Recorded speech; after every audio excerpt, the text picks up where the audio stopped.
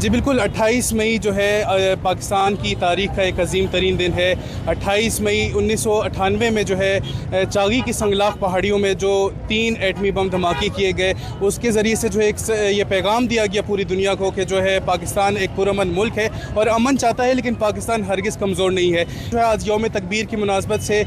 کوئٹہ بھر میں جو ہے مختلف مقامات سے جو ہے ریلیاں نکالی جا رہی ہیں، جس میں جو ہے کثیر تعداد میں محب الوطن بلوچستانیوں کی جانب سے شرکت کی جا رہی ہے اور یہاں پر جو ہے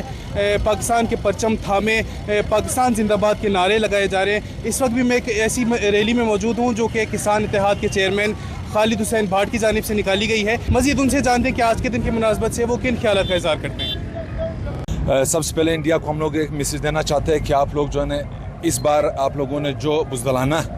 حملہ کیا اس کو ہم لوگوں نے منہ توڑ کے جواب دے دیا۔ عام لوگوں کو اپنے ملک پر فخر ہے اور باقی سب پاکستانیوں کو فخر ہے، اور اپنے پاکستان سے محب وطنی ثابت کرو۔ جی جیسا کہ ہم نے دیکھا یوم تکبیر کی مناسبت سے نکالی گئی اس ریلی کے شرکا کا یہی کہنا ہے کہ جو ہے ہمیں پاکستان کی ایٹمی قوت بننے پر جو ہے فخر ہے، اور ہم دشمن ممالک کو بھی یہی پیغام دینا چاہتے ہیں کہ جو ہے ہم سے دشمنی مول نہ لی جائے ورنہ ان کو منہ کی کھانی پڑے گی۔ رپورٹر محمد بلال، کیمرہ مین یاسر کے ساتھ وش نیوز، کوئٹہ۔